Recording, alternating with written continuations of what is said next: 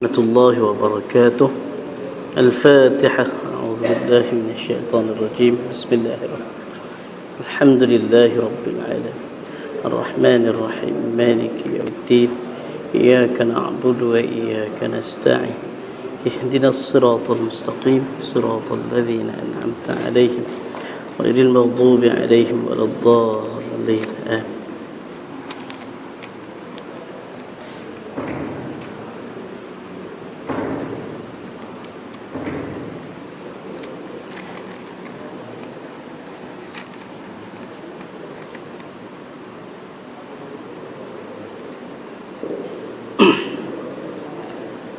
إن الحمد لله نحمده ونستعينه ونستهديه ونستغفره ونؤمن به ونتوكل عليه ونعوذ بالله من شرور أنفسنا ومن سيئات أعمالنا من يهده الله فلا مضل له ومن يضلل فلا هادي له أشهد أن لا إله إلا الله وحده لا شريك له وأشهد أن سيدنا محمدا عبده ورسوله ثم أما بعد فإن أعظم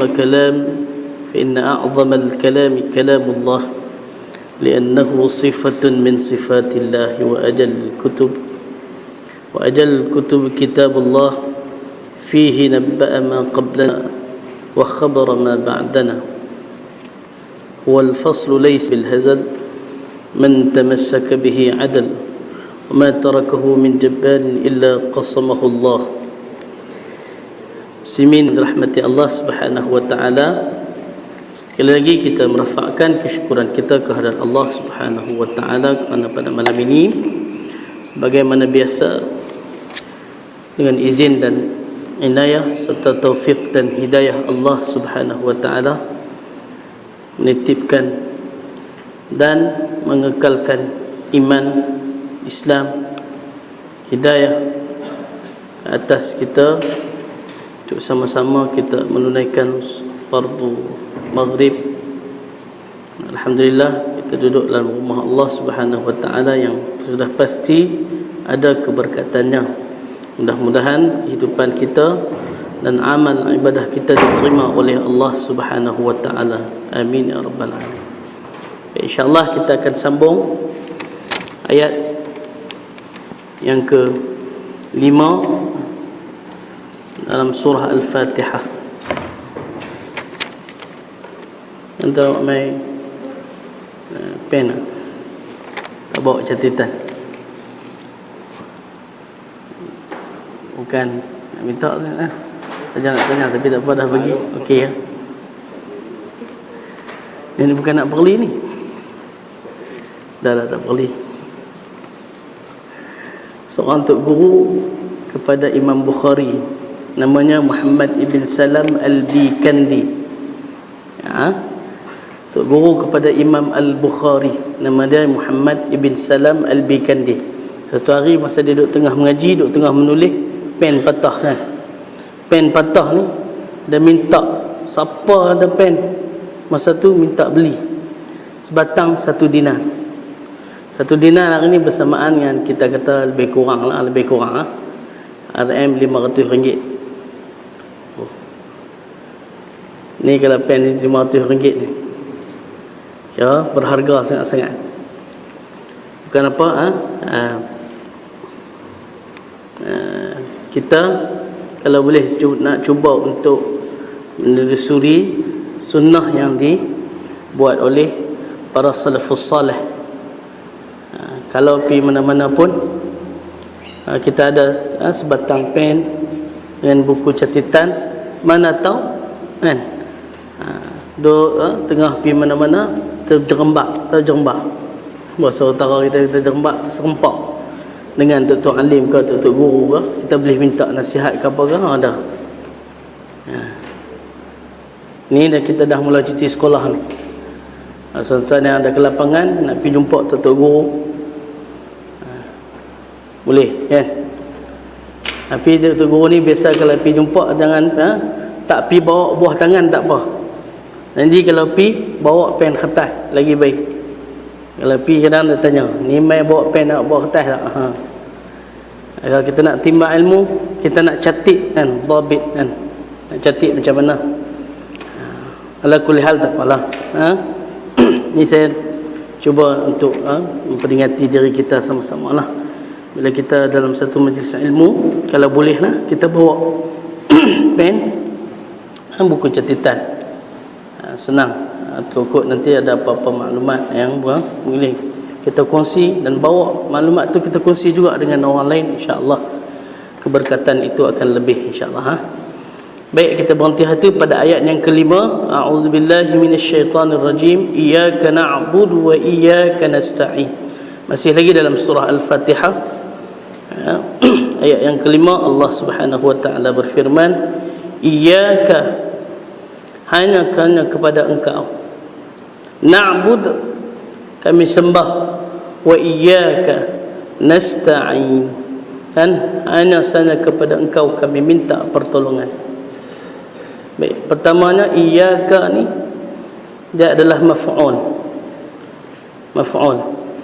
kepada engkau, dan Allah Subhanahu wa taala di sini dikata maf'ul. Biasa dalam penulisan Arab, ataupun dalam ayat, dalam bahasa Arab, maf'ul ni duduk di belakang. Maf'ul benda yang duduk di belakang, yang duduk di depan fa'il panggil. Tak faham buat faham jugalah. Fa'il, si pembuat. Maf'ul yang di belakang. Tapi di sini taqdimul maf'ul 'ala al-fa'il. Kan? Mendahului Allah Taala, sengaja Allah Taala letak mendahulukan maf'ul ke atas fa'il tu. Yang ni kata ulama tafsir adalah tujuan dia untuk lit ta'zim.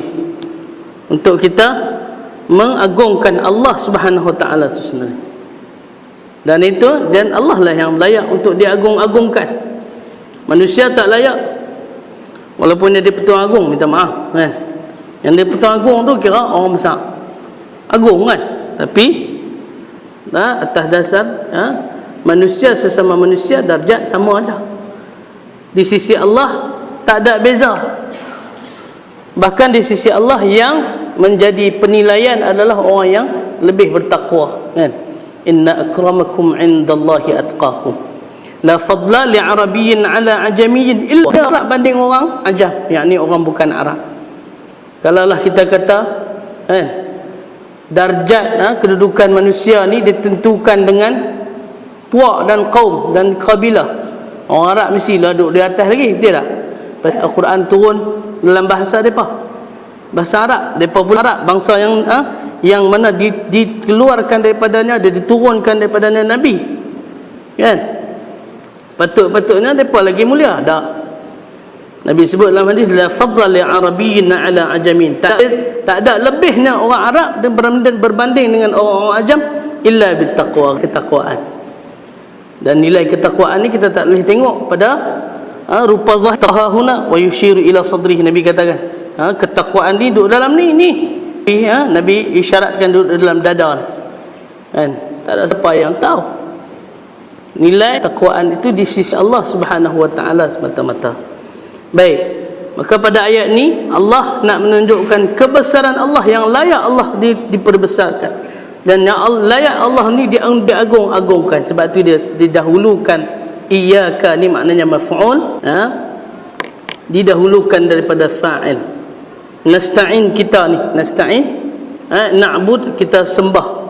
Na'bud ni adalah fi'il dan fa'il, kita sembah Allah Ta'ala, kan. Wa iyyaka nasta'in, dan kepada engkau lah yang selayak-layak kami minta pertolongan. Baik tuan-tuan muslimin rahimakumullah. Di antara apa yang intipati daripada ayat ni, yang pertamanya, ta'abudiyah ni tidak layak kita sembah melainkan Allah. Dalam syahadah kita, kan, kita kata la ilaha illallah Muhammadur Rasulullah, kan. Persaksian kita dengan dua kalimah syahadah tu, apa makna sebenar la ilaha illallah? Ini banyak dibincangkan. Antaranya ulama-ulama tauhid, kalau sekadar kita an-nutqu bi syahadatain, kita hanya mengucap dua kalimah syahadah di mulut, tak layak lagi digelar kita sebagai hamba Allah.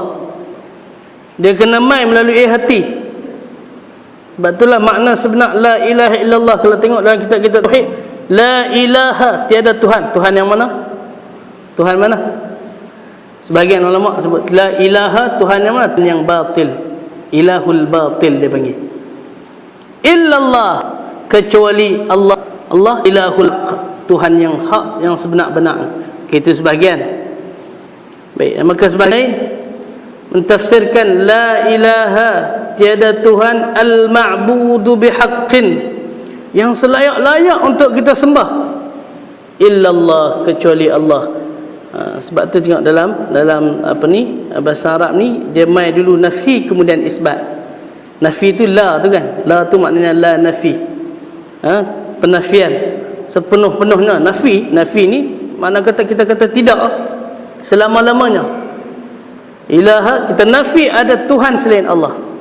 Sebab yang lain daripada Allah tu bukan Tuhan, tapi manusia anggap benda tu Tuhan. Orang Buddha depa sembah apa?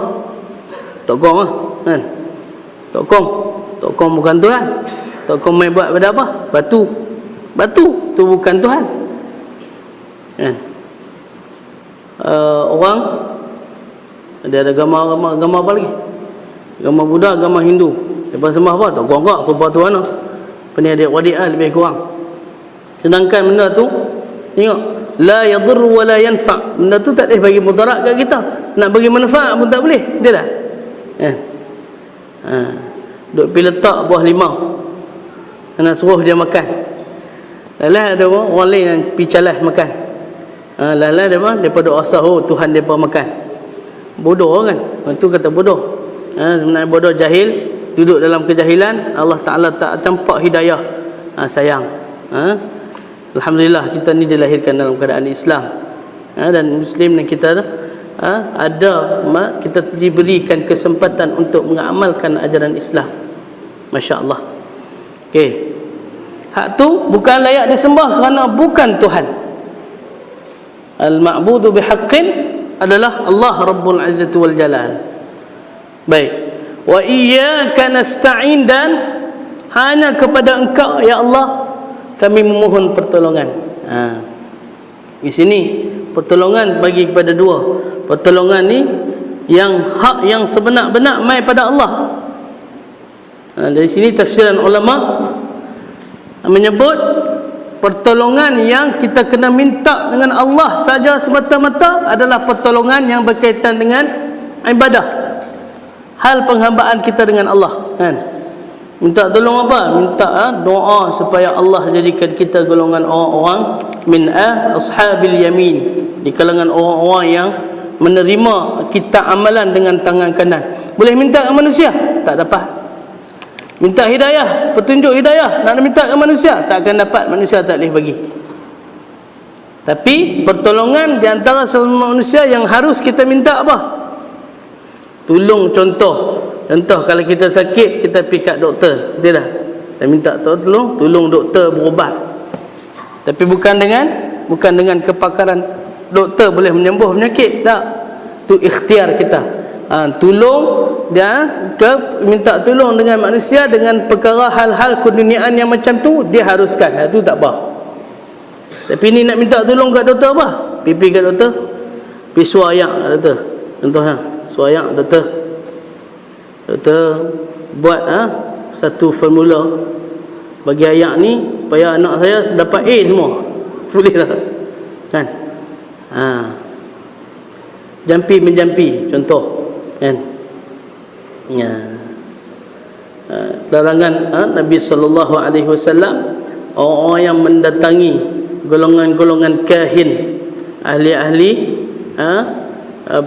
tok bomoh yang mengamalkan perkara-perkara syirik kan?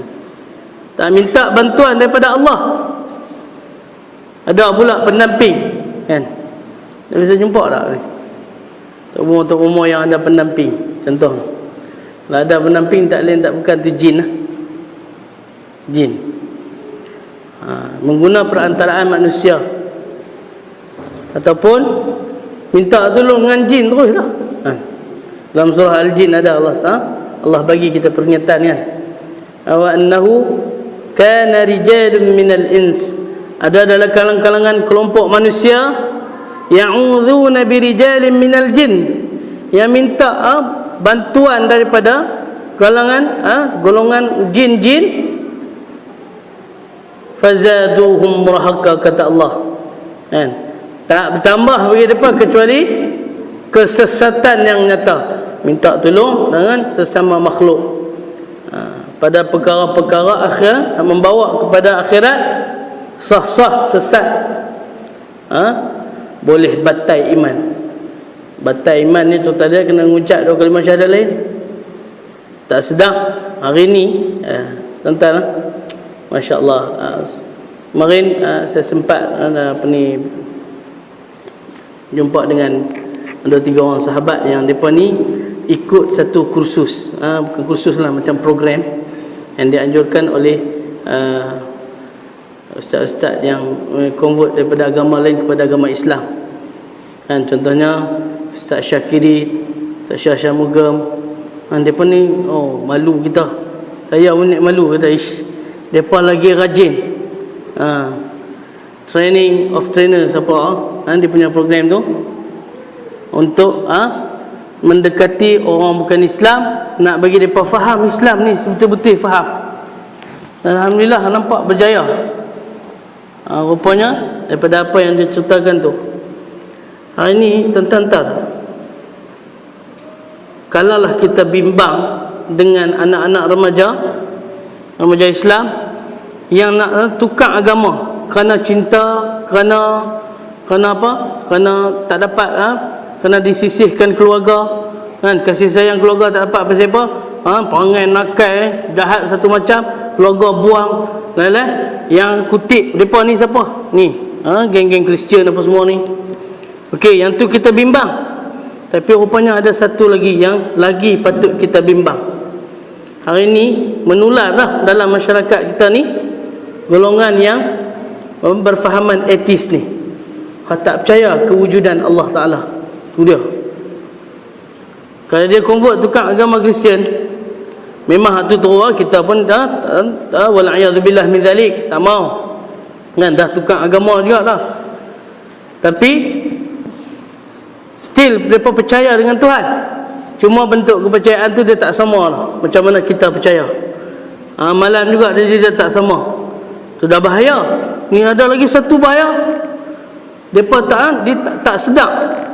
Tak sedap rupanya mereka ni dah tak ada agama tu ya. Tak ada agama ni lagi payah. Kalau nak nak ajak daripada golongan ni berdebat, tak ada, kita nak guna hujah apa pun susah. Pasal dia tak percaya kewujudan Allah lah tu. Tu dia. Bahaya. Yang ni nak kena jaga. Jadi ni cabaran kita lah tuan-tuan. Saya yang baik, saya yang bercakap, tuan-tuan sendiri. Ini kita terpaksa hadapi benda ni. Ini antara satu letusan fitnah di akhir zaman. Lebih teruk daripada bom jengkau kan. Kita tak sedar ni. Baik, muslimin yang dirahmati Allah. Baik ya. Jadi iyyaka na'budu wa iyyaka nasta'in, bila didahulukan maf'ul dalam ni adalah untuk alit ta'zim lillahi subhanahu wa ta'ala. Baik. Ihdinas siratal mustaqim, ayat seterusnya, ayat yang ke-6. Tunjukkanlah kami jalan yang lurus. Baik, di sini ada amar, perintah. Bukan saya amar juga, amar lain. Ni amar, fi'il amar maknanya ayat perintah. Biasa baik, ayat perintah ni biasanya daripada yang atas kepada yang bawah, tidak? Contohnya majikan, dia akan arah pekerja. Itu makna amar yang asal. Okay? Yang atas akan arah yang bawah. Bapa akan suruh anak. Ada anak yang suruh bapa? Ada, tapi Allah alam tak tahu lalu ni kalau ada. Tapi biasanya macam tu. Itu makna amar, perintah, suruhan kan, mesti buat kan. Kata ayat suruhan ni contoh, izhab, pergi, irji', pulang, apa lagi kan. Itu sirah amar dia panggil. Baik, dalam ayat ni pun sama. ihdinas siratal mustaqim. Ya Allah, Tuhan kami, tunjukkanlah kami, berilah hidayah kepada kami. Kepada mana? As-siratal mustaqim, jalan yang lurus. Juga terkandung di dalamnya makna perintah. Macam mana orang kata, macam mana kita manusia nak perintah Allah Ta'ala? Tak. Yang ni dalam uslub amar majazi dipanggil, dalam bahasa Arab dipanggil uslub, kaedah dia suruhan ni suruhan majaz, dia panggil kiasan dia. Takkan kita nak suruh Allah Ta'ala, tak, sama sekali tidak. Tapi di sini membawa kepada makna ad-dawam.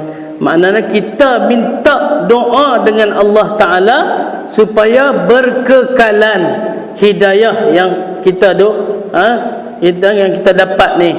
Hari-hari kita baca Fatihah 17 kali sehari, kan, sekurang-kurang. Kalau dia tambah sembahyang sunat, lagi banyak, kan, lagi banyak sembahyang sunat, lagi banyak kita minta mohon petunjuk hidayah Allah Ta'ala sehari semalam. Tu dia banyak tu. Dia jadi satu doa. Dan makna ihdina sini, tunjukkanlah kami jalan yang lurus sini, membawa kepada makna ad-dawam, berkekalan. Saya pernah ditegur oleh tok guru kami, kan, bila kita nak mulakan ucapan, kan, kita bagi, saya dah sebut dulu, kalau ni sebagai peringatan sekali lagi lah.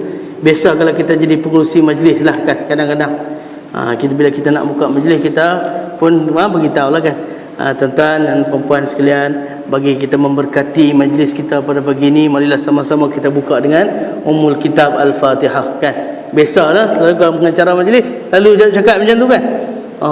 Saya pun biasa cakap macam tu dulu. Kalau jadi pengacara majlis, rupanya tok guru tegur. Tok guru tengok kata, okey, cantiklah, nak berkat, okey, boleh. InsyaAllah majlis tu akan diberkati oleh Allah. Tapi hak lebih tepat, dia kata, hak tu kurang tepat lagi.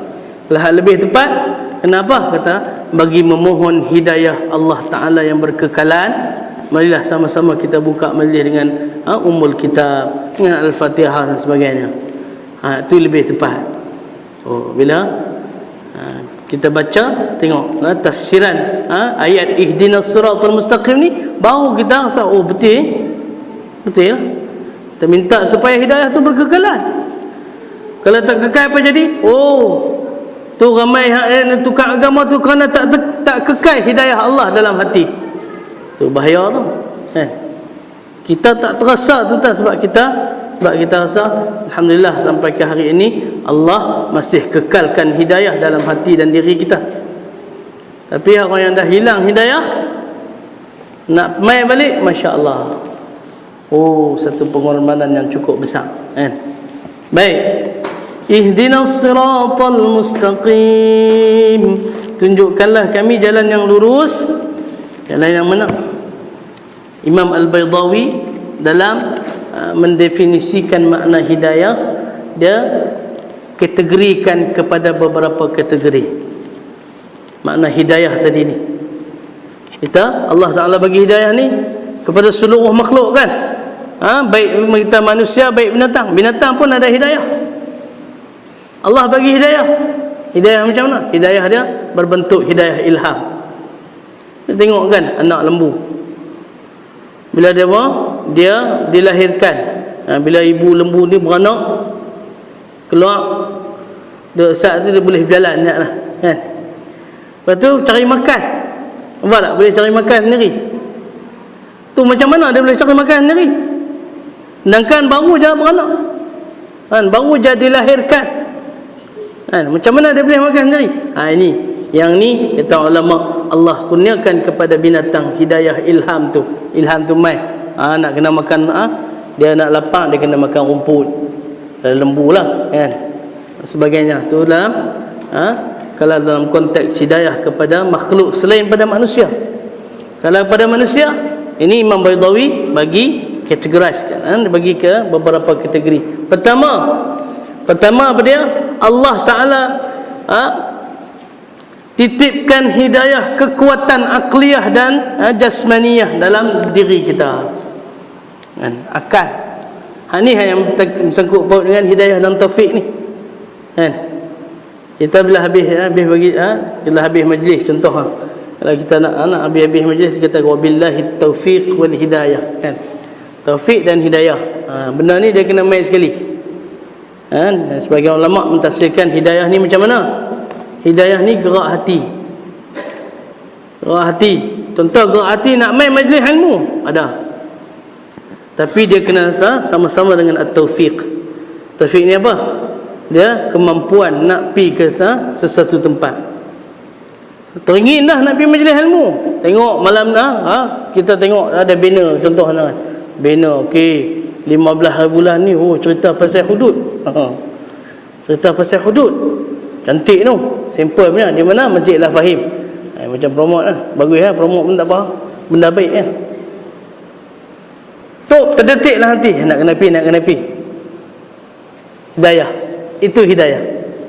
Nampak? Nak kena pi. Tu mai hari yang dijanjikan tiba-tiba. Tiba-tiba tak boleh pergi. Kenapa?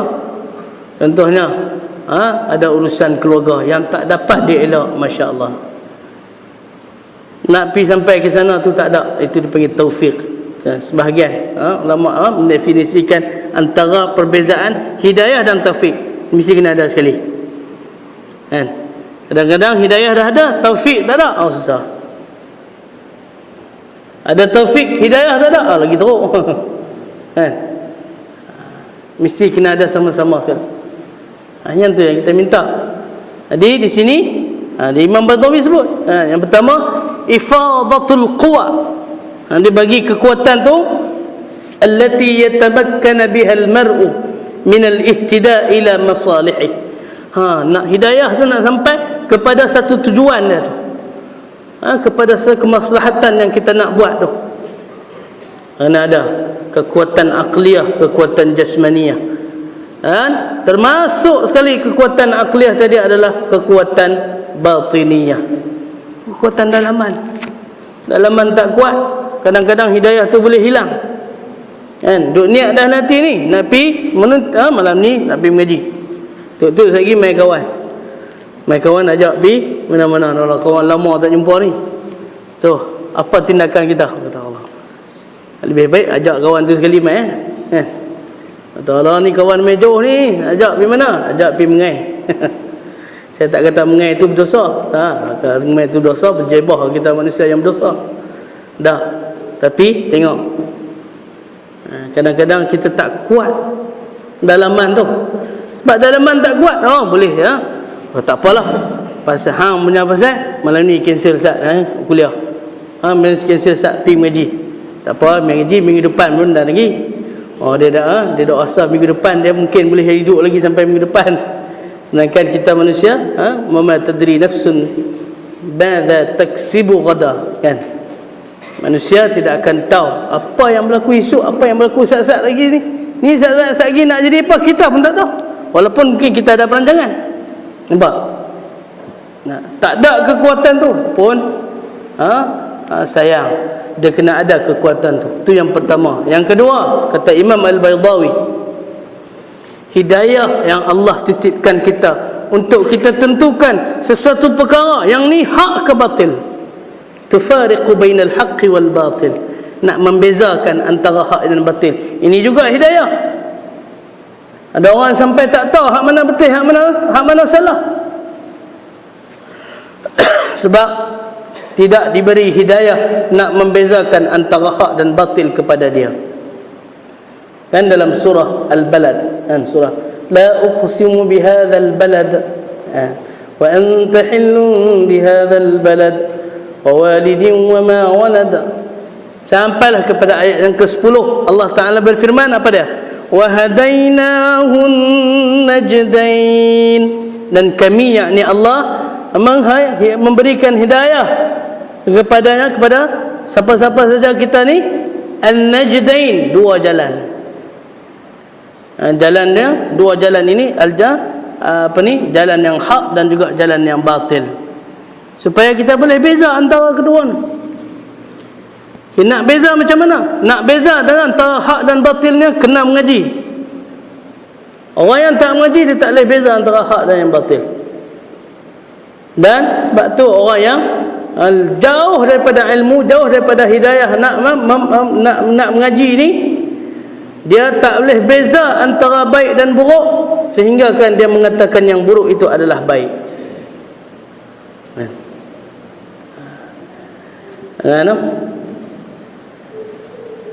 Allahumma salli ala sayyidina Muhammad. Tak boleh beza antara hak dan batil, maknanya Allah tak titipkan hidayah tu. Jadi kita kena minta hidayah ni. Jadi sebahagian mufassirin kata bila kita baca Fatihah, terutamanya kalau di luar solat, bila kita baca Al-Fatihah sampai saja kepada ayat ihdinas siratal mustaqim, disunatkan kepada kita untuk berhenti seketika, kemudian kita berdoa terus dengan hidayah-hidayah apa yang Allah Ta'ala nak titipkan untuk kita ni. Antaranya yang disebutkan tadi ni lah, mintalah hidayah ni, mintalah dikekalkan hidayah, nak boleh beza antara baik dengan buruk, nak supaya dapat kekuatan akal, kekuatan jiwa. Itu hidayah kan. Oh, luas makna hidayah ni kan. Kita aja kadang-kadang kalau kita tak tahu, kita hanya sempitkan makna hidayah ni apa? Hidayah jadi Islam cukup lah. Tak cukup lah, aku rasa okey dah jadi orang Islam. Kita Islam belum tentu kita boleh termasuk dalam golongan al-muttaqin. Tapi kalau kita mukmin, insya-Allah kan. Jangan kita rasa tak apa aku dah Islam, rasa selesa dah kita ni kan. Sedangkan banyak lagi ujian yang Allah Ta'ala nak bagi kepada kita manusia ni sebagai hamba dia. Yang ketiga, ini antara yang paling penting, al-hidayah bi irsalir rusul wa inzalil kutub. Hidayah Allah turunkan rasul kan, utusan Allah yang diturunkan ke atas umat-umat yang tertentu, mana umat-umat yang terdahulu, sampailah kepada kita hari ini umat akhir zaman, umat yang terpilih dan umat yang dikatakan sebagai umat yang terbaik. Ini kalau umat-umat yang ada di atas muka bumi ini, iaitulah umat Nabi Muhammad sallallahu alaihi wasallam. Tu hidayah besar tuan-tuan, hidayah yang cukup besar. Dan kalau tanya orang-orang yang convert daripada agama lain kepada agama Islam ni, mana waktu yang paling dia bahagia? Waktu mana? Di saat mana waktu yang dia paling bahagia, paling seronok? Majoriti boleh katakan, semua akan kata apa? Masa setelah mana mereka menuturkan dua kalimah syahadah. Try lah tanya mereka kan. Waktu tu terbit air mata ni, tak tahu nak abang kata rasa lapang, rasa bahagia, rasa nikmat, lebih lazat daripada perkena roti pelantah. Roti pelantah lama tak makan roti pelantah.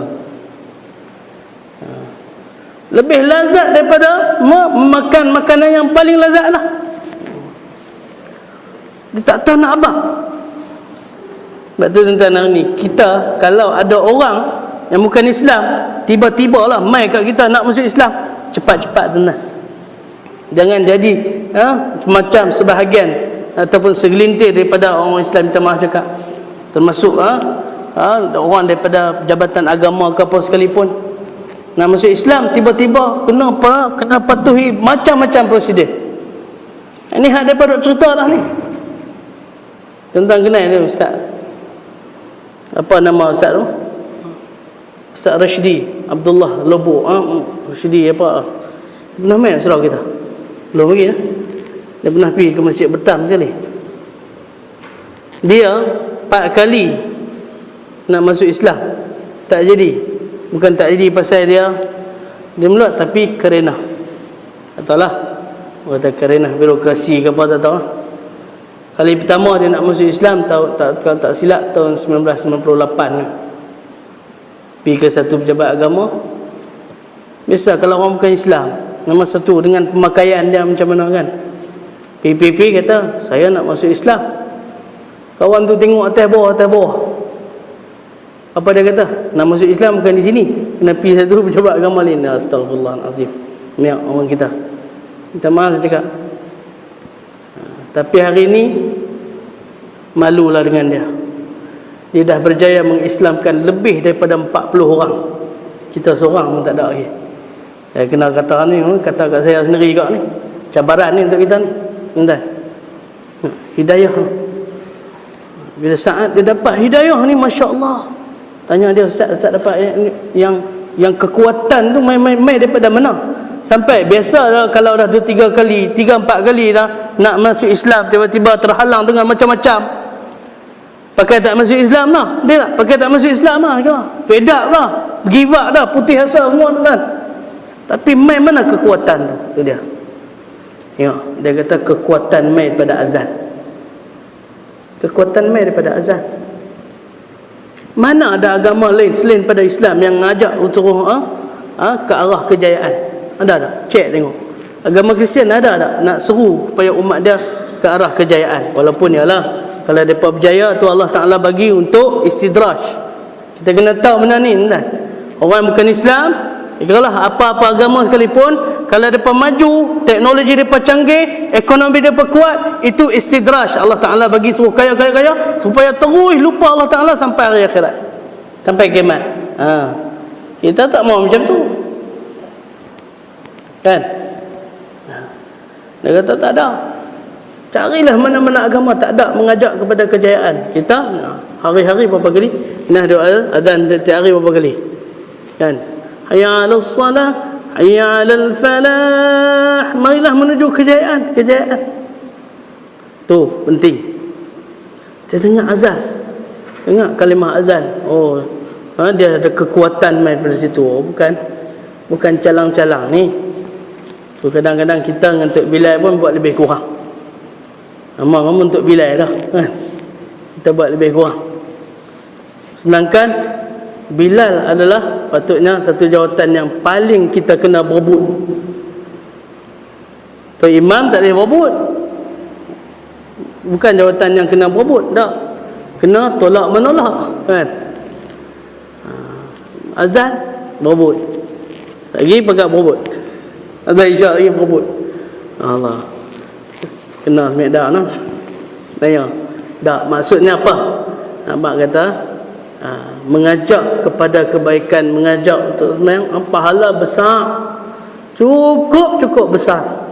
Dan kalimah azan itu sendiri. Nak panggil ni apa? Dia ada kalimah syahadah, masya-Allah.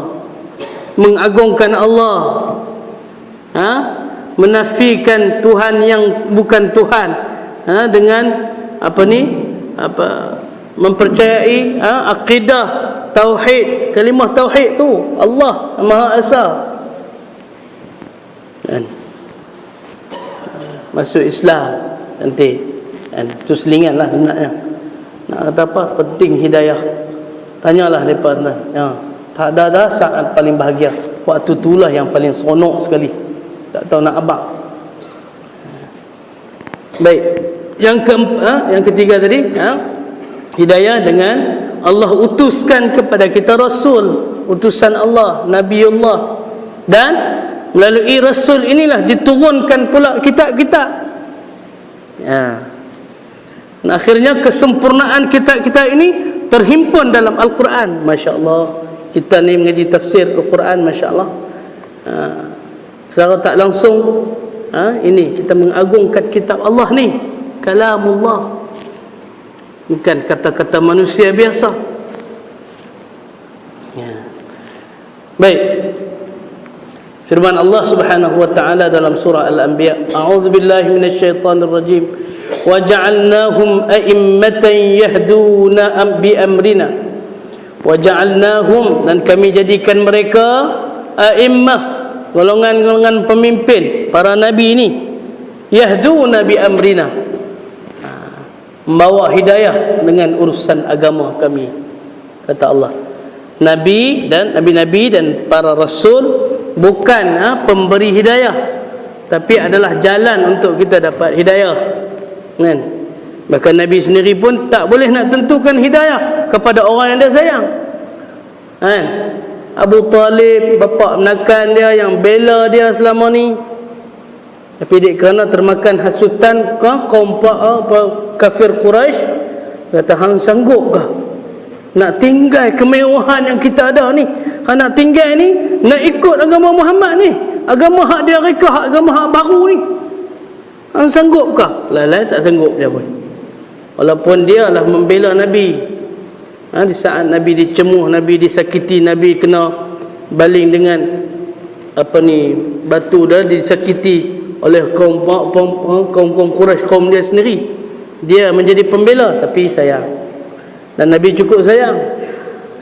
Di antara saat yang Nabi paling sedih adalah sewaktu kematian Abu Talib.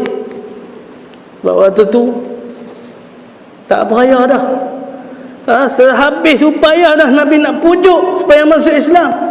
Allah Ta'ala beritahu, innaka la tahdi man ahbabta, wahai Muhammad, engkau tak boleh nak bagi hidayah kepada orang lain atau kepada orang yang engkau sayang. Walakin Allah yahdi man yasha, tapi hanya Allah yang berhak untuk pilih siapa yang dapat hidayah. Beruntung kita tuan-tuan, beruntung kita ni, sebab kita dah lahir dalam keadaan Islam dah. Kita tak gaduh bersusah payah dah. Tapi kerana tak bersusah payah tu pun kadang-kadang kita ni, minta maaf saya cakap, kita jadi malas, betul tak? Ibadat kita pun jadi malas. Sebab saya kata, berani saya kata macam ni sebab ini pengalaman sahabat-sahabat saya yang daripada bukan Islam, ramai 3-4 orang memang surrender. Mereka rasa sembahyang malam mereka tak cukup. Pasal apa? Mereka nak cover balik waktu mereka sebelum Islam dulu ni. Sanggup sampai macam tu. Bangkit sembahyang malam ni, Masya Allah, lagi dahsyat pada kita. Tak terbuat rasanya kita ni nak mening. Sebab mereka rasa menyesal. 20 tahun, 30 tahun baru Allah Ta'ala bagi hidayah. Masya Allah, seronok dapat. Bila dapat berkesempatan untuk dipilih oleh Allah Ta'ala untuk dapat hidayah, kita pun patut kena macam tu lah maknanya, kan?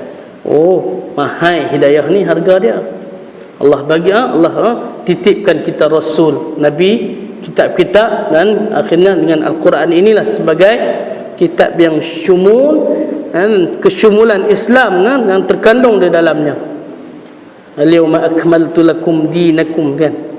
Pada hari ini, kata Allah, aku sempurnakan bagi agamamu. Wa atmamtu alaikum ni'mati, dan aku sempurnakan bagi juga kepada ke atas kamu semua nikmat-nikmatku. Wa raditu lakumul Islam dina, Islam tu aku redha, Islam lah hanya agama yang menjadi satu pegangan hidup, way of life, cara hidup kita yang insya-Allah dengan cara hidup Islam ni akan dapat hidayah yang berkekalan daripada Allah Rabbul Izzati wal Jalal. Dan yang keempat, Allah Ta'ala akan singkapkan di dalam hati-hati kita ni pelbagai rahsia hidayah, pelbagai rahsia, dan menunjukkan kepada kita berbagai khazanah, perkara-perkara yang mungkin tak semua orang boleh lihat. Tadi ini sebahagian ulama kata hanya dikhususkan kepada golongan para anbiya, para awliya, kan? Ulaika alladzina hadallahu fabihudahu muqtadi, dalam surah Al-An'am ayat 90, kan? Allah berfirman, ulaik, mereka itulah alladzina hadallahu bihudahu fabihudahu muqtadi, golongan para nabi, para rasul, para awliya, waliullah. Siapa waliullah? Di kalangan manusia biasa, tapi menjadi pilihan Allah. Ini kita tak boleh tolak, tuan-tuan. Sebab tu kalau kita mendengar karamah daripada para waliullah, kita jangan tolak. Yang ni tidak percaya kepada karamah yang Allah Ta'ala bagi kepada segelintir manusia. Ada ni golongan yang duk petikai ni, kan? Saya pernah dengar Allahu Akbar, wallahualam. Mana ustaz mana pun tak tahulah. Tapi kebetulan dah singgah-singgah ada kuliah, dengar duduk Ustaz. Duduk Ustaz. Duduk dia terus kata, ni tuan-tuan percaya ke yang Imam Syafi'i ni boleh tahan ayat sembahyang dia sampai 40 malam? Dia tak kentut ke? Dia tak lena ke? Dia tak bersetubuh dengan isteri tu dia. Nampak tu ayat kuajak. Ayat kuajak tu kata. Kan? Oh. Saya dengar-dengar tu. Patut kita nak duduk ni, duduk lama panas bengkok. Tak ada lama panas bengkok kita. Bukan panas bengkok, panas hati kita. Kan? Dia pertikai.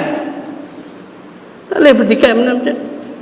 Para sahabat Nabi radhiyallahu alaihim ajma'in yang boleh khatam Al-Quran dalam satu minggu 3 kali khatam contohnya. Yang warid lah. Kalau yang kata sehari tu sampai 3 kali, itu tak ada. Itu tak ada asas.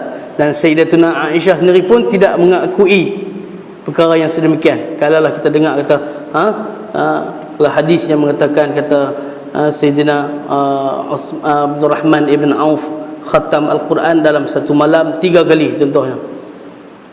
Kalau yang nampak pelik sangat tu, yang tu kena tapis dulu, takut dia main hadis palsu. Tapi kalau yang diceritakan dalam contohnya, saya boleh bagikan tentang satu contoh kalau dalam kitab Hilyatul Awliya, kemanisan para wali. Yang ni kalau kita punya ni tak kuat, kadang-kadang risau juga bila baca tu banyak hadis-hadis dan kebanyakan hadis sahih.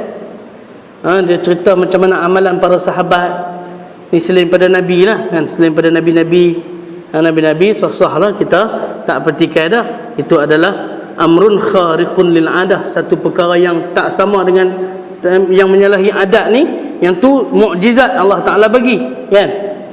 Nabi Sulaiman dengan kehebatan dia, Nabi Yaqub, Nabi Yusuf dengan mukjizat masing-masing, apatah lagi Nabi kita Muhammad sallallahu alaihi wasallam yang paling banyak mukjizat lah kan. Tapi ni para waliullah ni yang Allah Ta'ala pilih di kalangan manusia biasa. Tapi kerana apa? Kerana amalan Allah angkat darjat mereka. Dia ada. Kita tak boleh bertikai benda-benda macam ni ada. Ni dalam Al-Quran surah Al-An'am ayat 90 Allah sebut ulaika hadallahu fabihudahi muqtadi. Golongan inilah yang Allah bagi hidayah, dan dengan hidayah mereka ini menjadi satu petunjuk dan ikutan bagi kita. Kan? Ni hidayah yang keempat, Allah singkap daripada hati dia. Sebab tu pokok ni dia kasyaf kan, kasyaf. Tak semua orang boleh dapat. Tambah-tambah pula kita ni kalau di akhir zaman, tak tahulah, mungkin saya boleh kata mungkin sajalah saya boleh kata 1 dalam 1 juta kot, ataupun 1 dalam 10 juta yang Allah Ta'ala pilih ni. Dan tak mustahil dia ada di negara Malaysia kita, mungkin boleh jadi ada, negara-negara lain pun boleh jadi ada. Saya waktu kalau di Mesir dulu ada seorang Syekh Muhammad Ibrahim Al-Kattani, dia muhaddis. Masya-Allah, lebih bersalam dengan dia ni, kadang-kadang dia bagi tahu kan, budak-budak yang mengaji di Al-Azhar masa tu, dia bagi tahu. Dia salam, dia kata masya-Allah anta minan najihin wa anta minan najihin wa anta minan najihin. Bila kita salam-salam ni, kita insya-Allah ni daripada kalangan yang akan berjaya dalam periksa nanti. Ni akan berjaya. Allah bagi nampak singkap pada dia. Dan memang betul. Kalau hak salam tu kata ni nakai sikit ni, kena apa? Kena berusaha sikit. Kalau hang tak usaha lebih sikit, tak berjaya. Nampak kan? Kita bukan kata nak percaya terus 100% dia seolah macam dia itulah Nabi dah. Tapi itu adalah sebahagian daripada firasat yang Nabi sebut ittaqu firasatal mu'min. Kena takut, kita kena beriman dengan firasat orang-orang beriman ni. Ini antaranya golongan salafus soleh ni lah, golongan para waliullah ni, Allah angkat martabat mereka ni. Bukan nak sanjung sampai nak kena pergi cium kaki apa semua. Dah Islam tak ajak sampai macam tu kan. minum ayak janggut dia. Oh ya apa? Daripada minum ayak janggut, baik minum fresh oil lagi sedap. Tak sampai tahap macam tu. Kan? Yang macam baru-baru ni yang kita tengok dia klip yang minta maaf sebentar lah, saya buka dalam majlis fatwa Pulau Pinang dah mengharamkan dah tarikat Naqsyabandiyah yang dulu pernah dipimpin oleh Syekh Nazim. Minta maaf pokok kalau tuan-tuan pernah ikut kan. Kenapa sampai cium kaki apa cerita? Nak cium kaki tengok selok-selok cekah. Lagi berkat bagusnya. Berkat dia bagi. Apa cerita? Tak sampai tahap macam tu. Dan Nabi sendiri pun tak minta dia beri sanjungan yang macam tu sekali, betul tak? Cumanya kalau golongan salafus salih yang para ulama ni kita hormat depa. Bukan sekadar kerana ilmu. Ilmu tak ada juga. Tapi kerana kewarakan depa, kerana kehebatan depa dalam amalan, dan bolehlah kita kata golongan ini mustahil untuk bercakap bohong. Cukup. Jangan sampai kita mempertikai. Pertikai terus jaga, takut rosak akidah, takut iman akan rosak, habis mengucap balik 2 kalimah syahadah tu, tuan. Di 4 hidayah Allah Subhanahu Wa Taala. Jadi di antara 4 ni, 3 yang akan digunakan kepada kita manusia biasa, Allah Taala akan bagi. Tapi 1 hanya digunakan kepada golongan para nabi dan golongan para wali. Tu je. Kita tak boleh ambil. Tak usah doa, biar nak pergi minta. Dan benda ni tak boleh minta pun. Kata, ya Allah, bagilah aku jadi wali. Kan, mengkit malam tu bersepah ni. Tengok ni, wui. Dah seminggu 2 ni tengok surah nampak cerah ni. 2-3 pagi ni tengok apa ni. Oh, nak minta jadi tok wali. Dah, Allah Ta'ala tak akan bagi macam tu. Waliullah ni Allah Ta'ala dah pilih siap, dan bukan dengan kehendak dia, dengan kehendak Allah. Apa pula dengan kehendak dia? Kita bukan al-murad, kita al-murid, kan? Kita adalah yang berkehendak kepada keagungan Allah dan kekuasaan Allah. Kita bukan kita boleh dapat kehendak yang kita nak, dah. Kita yang berkehendak kepada kekuasaan Allah Subhanahu Wa Taala. Baik, ya. Baik, sikit lagi. Ayat tak nak kena perhabis juga benda ni rasa. Dah sampai sebulan lebih dah Fatihah tak habis-habis ni apa ceritakan. Sikit ya. Siratal ladzina an'amta 'alaihim ghairil maghdubi 'alaihim waladdallin. Amin. Ayat yang terakhir dalam surah Al-Fatihah. Jadi yang dikatakan as-sirat tadi apa dia? As-sirat ni ada yang kata titian siratal mustaqim tadi kan. Jalan yang lurus tadi ni apa? Maka ittifaq dalam ulama tafsir menyebut as-siratal mustaqim tadi adalah tariq ahlul ilmi, jalan para ilmuwan. Apa dia? Di dunia ni kita nak ni apa dia? Jalan untuk kita nak meraih cinta Allah Subhanahu Wa Taala dan cinta Rasulnya. Dengan cara apa? Ni kita buat majlis ilmu ni, masya-Allah, tuan. Hari ni rata-rata lah kalau pi di mana-mana masjid dan surau, khusus kalau di Pulau di antaranya negeri yang cukup subur dengan taman-taman ilmu. Ini sunnah Nabi ni. Kita kena suka, kita kena rasa syok. Koman-koman kalau kita malas pun nak hadir majlis ilmu setiap hari, kita kena jadi golongan yang cinta kepada ahli ilmi. Nabi sebut yang pertama apa? Kun aliman. Tahap pertama, kalau boleh seboleh-boleh jadilah orang alim. Tak boleh jadilah, tak apalah. Nombor 2, bawah sikit, muta'alliman, orang yang menuntut ilmu. Ataupun yang ketiga, mustami'an, tak menuntut ilmu pun Allah kerja banyaklah. Hari-hari kerja ni berlambak-lambak atas meja, atas pejabat berlambak, tak ada nak ni, tak dan lah, sampai tak dan ni. Cukup jadi mustami'. Yang ketiga kan, ini mustami' ni okeylah. Mana-mana yang dan kita pi dengar, tak ada telinga, jadilah sambil-sambil duduk lena, tak apa. Jadi mustami'. Yang keempat, muhibban. Kena jadi golongan yang suka dan cinta. Dia kalut tak dan pi, tak apa. dia sponsor. Malam ni cucuk udang. Dia tak boleh mai, tapi dia sponsor dia. Okey, malam ni ada, kalau ada majlis ilmu tak, dia telefon. Anas, malam ni ada. Okey, ada, tak apa. Tak lagi tunggu siap lepas Isyak. Mi goreng mamak contoh kan. Rojak tonggek ke apa kan, lebih kurang. Nak mai tak dan lah. Kenapa? Dia rasa seronok dengan majlis ilmu walaupun dia tak dan. Tak apalah, dia dan masa dalam YouTube je dia kata. Tak apalah, ngaji ikut YouTube je. Boleh lah. Orang kata kuman-kuman pun. Kan? Seronok, dia jadi muhibban, dia cinta kepada golongan yang menuntut ilmu. Dia bagi pi. Tapi ingat Nabi kata wala takunil khamisata fatahlik. Jangan jadi hang nombor 5. Hang nombor 5 ni apa? 1 pun tak, 2 pun tak, 3 pun tak, 4 pun tak. Ada.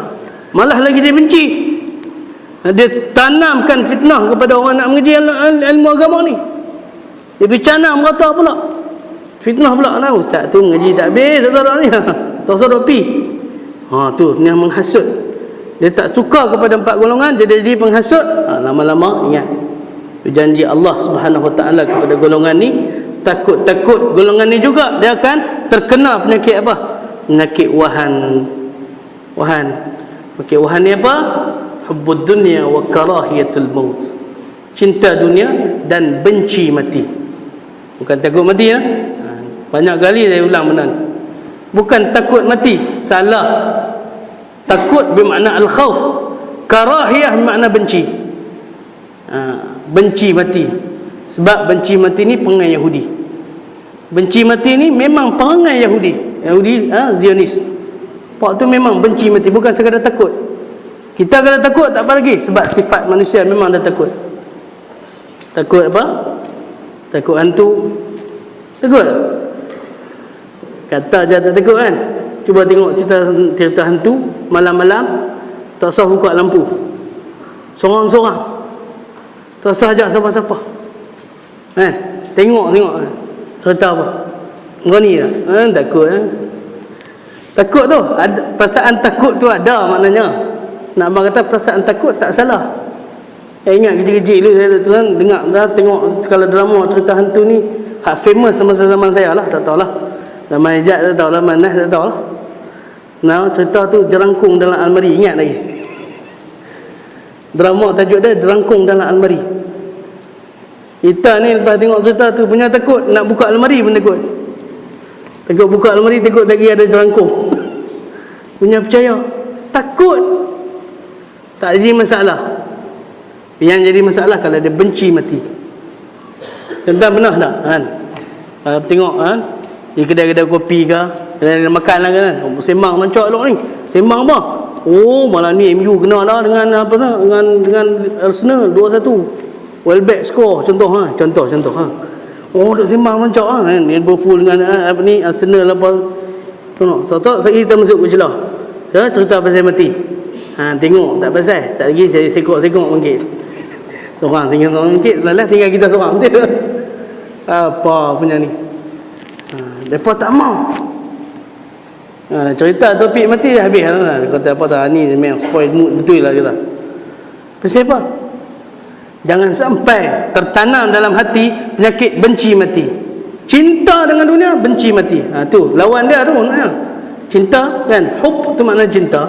Lawan dia benci, bukan lawan takut. Takut tak apa. Sebab manusia memang ada perasaan takut. Kalau takut mati pasal apa? Sebab kita rasa amalan tak banyak. Tidak. Dosa duk banyak ni, dosa kering, dosa basah, semua kita dah buat berlambak ni. Tiba-tiba takut nanti Allah Ta'ala sentak nyawa. Takut dah tu, tak apa. Takut tak jadi masalah. Yang jadi masalah ni golongan macam ni. Bila tak ada hidayah, habis. Dia mai satu penyakit wahan. Kan? Sebab tu yang Nabi umpamakan umat Islam di akhir zaman walaupun ramai, tapi apa? Ghutha'un ka ghutha'is sail. Banyak manusia yang beragama Islam, orang Islam yang ramai ni tak ada apa. Hanya diibarat seperti buih-buih di lautan kan. Bila mai ombak sekali mai pun lari pergi tengok habis tak ada apa. Mula tengok macam ramai banyak kan. Tu orang Pulau Pinang pernah kata macam kata puak buih. Kita kalau tengok insiden ada kemalangan kan. Ni puak buih berlambak ni. Aksiden belah sana, sini yang jam. Ni gengis nak perak habis belum. Perak saja buat perak dan tengok, bukan tak pernah tengok aksiden. Kan? Last lagi belah sini pula dia nak jadi aksiden. Pasal apa? Yang aksiden belah sana macam tu lah. Tu orang Pulau Pinang punya memutiara kata. Baik. Tuan-tuan muslimin muslimat rahimakumullah. Apa ni dia khitam, apa ni penutup surah ni, Allah bagi kepada kita satu peringatan, jangan kita termasuk dalam dua golongan. Kalau ayat yang terakhir tadi Allah cerita tiga golongan. Yang pertama golongan yang Allah Ta'ala bagi nikmat, kan? Siratal ladzina an'amta alaihim. Allah Ta'ala bagi nikmat apa ni? Nikmat ni yang Allah Ta'ala ceritakan dalam surah An-Nisa ayat 69.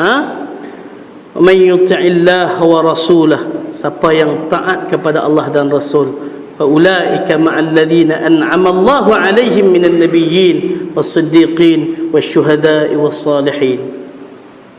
Nikmat yang ditunggu-tunggu oleh kita semua, kebahagiaan sebenar di akhirat bila Allah Ta'ala janjikan syurga. Itu mudah-mudahan kita termasuk golongan pertama ni.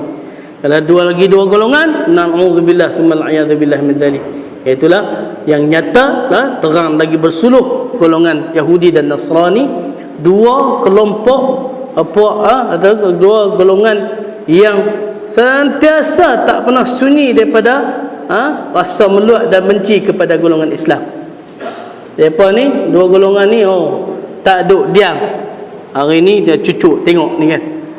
Yang lain ni mutakhir ni yang isu IS. Tak mau cerita panjang lah cerita IS, lagi belajar lagi pula ni. Tapi nak abang satu je. Tentang Allah Ta'ala akan menjanjikan kemenangan kepada orang Islam, tapi sebelum nak dapat menang tu, nak dapat manis kejayaan tu, terpaksa berhadapan dengan satu fitnah yang dahsyat. Tengok apa yang berlaku di Syria sendiri. Di Syria tuan-tuan, dikatakan tentera Islam yang mempertahankan akidah Ahli Sunnah wal Jamaah daripada diserang oleh rejim Bashar al-Assad yang berpaksikan kepada akidah Syiah yang paling kuat, dia panggil Syiah Nusairiyah ni, hampir menguasai kota Damsyik. Sebenarnya nak berjaya dah. Tu tiba-tiba IS main cucuk kat belakang. Kerja apa? Kita kena yakin ini adalah kerja Yahudi dan juga dalang dia Amerika. Dua ni Pak Israel, Yahudi Zionis ni, itu perancangan apa? Tidak lama dah kan. Ini kerja depa tengok apa fitnah depa buat macam-macam. Tapi tu tengok janji Allah kan. Dia takutkan orang-orang yang penduduk dunia dengan dia pertaruhkan media supaya bagi nampak kata IS ni seolah inilah Islam hak sebenar. Bagi orang takut dengan Islam, tiba-tiba di negara Eropah, di benua Eropah hari ni, orang Islam masuk orang yang bukan Islam ni tukar kepada agama Islam ni, tu dia puluhan ribu dah. Puluhan ribu. Kalau tak salah, saya baca satu artikel di Jerman ke mana? Di Jerman ataupun Perancis lah, boleh tengok balik ni. Di Jerman saja pun dah hampir 60,000. 60,000, terutama anak-anak muda dah masuk kepada agama Islam. Sebab mereka dah tahu hak sebenar. Lah ni hak mereka takut. Tak macam mana kita dalam Malaysia, anak muda nak pergi tukar agama lain kerana cinta. Allah, rendahnya mentaliti kita kan. Sayang. Tapi kita kena jaga benda ni lah. Agama mudah dijual beli. Masya-Allah. Tahu, subhanallah. Jadi tuan-tuan, kita ingat satu golongan yang kita pasti akan mendapat syurga Allah tak lain, inilah jalan yang dilalui oleh para nabi, para salafus salih, syuhada, orang saleh, dan juga orang beriman yang takwa kepada Allah Subhanahu wa taala saja yang layak. Mudah-mudahan kita termasuk dalam golongan tu insya-Allah. Baik, cukup sekadar tu. Maka diakhiri surah Al-Fatihah dengan amin. Yang inilah menjadi perbahasan ulama. Memang ittifaq ulama amin tak ada dalam surah Al-Fatihah. bukan sebahagian ayat. Cuma dia menjadi sunat bagi kita mazhab Syafi'i, jadi sunat. Kenapa? Kerana dalam Al-Fatihah sendiri itu kan kita minta doa kan.